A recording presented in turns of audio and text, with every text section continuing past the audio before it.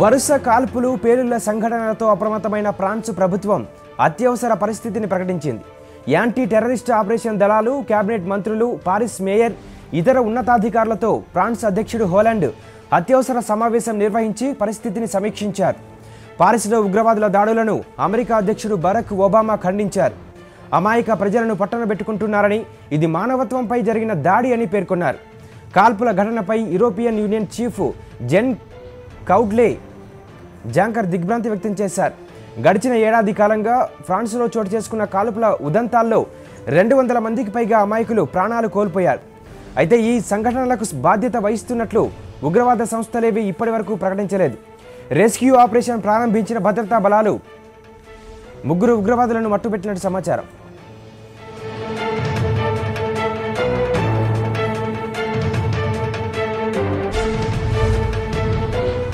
ఈ ఘటనకు సంబంధించి మా కరెస్పాండెంట్ ఇస్మాయిల్ మరిన్ని వివరాలు అందిస్తారు. Ismail, good morning.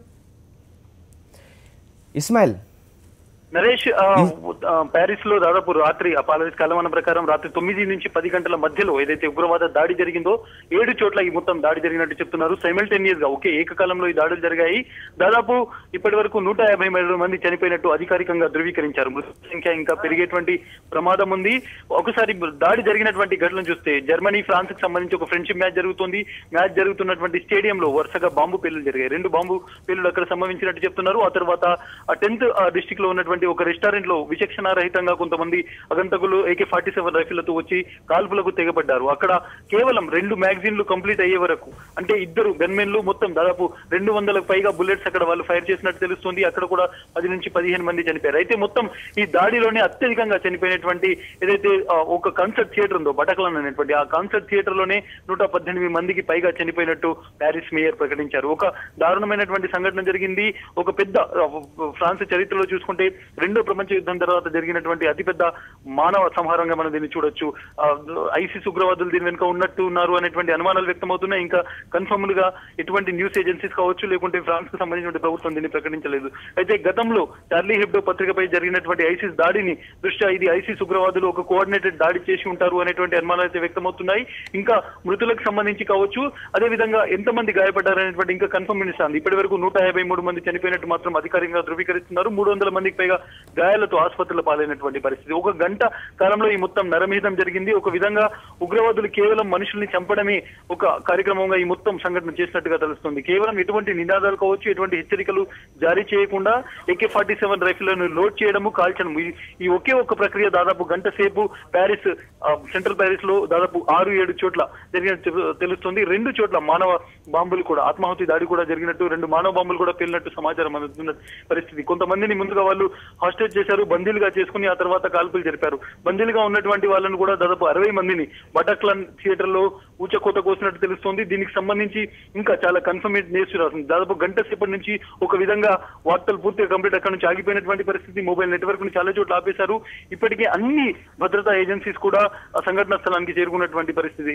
5 ఉగ్రవాదులను కూడా ప్యారిస్ సంబంధించినటువంటి భద్రతా దళాలు మట్టుబెట్టాయి. ఇంకా కొంతమంది ఉగ్రవాదులు ఉన్నారు అనేటువంటి అనుమానాలు వ్యక్తమవుతున్నాయి. 1500 మంది స్పెషల్ ఆర్మీ సిబ్బందిని అక్కడికి తరలిస్తున్నారు. డిప్లాయ్మెంట్ జరిగింది. ఒక విధంగా కంప్లీట్ గా అత్యవసర పరిస్థితి ఉన్నటువంటి పరిస్థితి. ఇప్పటికే దేశ అధ్యక్షుడు అత్యవసర పరిస్థితిని ప్రకటించారు. తర్వాత కంప్లీట్ ఇంటర్నేషనల్ బార్డర్స్ అన్ని కూడా మూసివేశారు. ఫ్రాన్స్ నుంచి బయటికి వెళ్ళడం కానీ లోపల కావడం కానీ ఇప్పుడు ప్రయాణం ఆపివేసినటువంటి పరిస్థితి.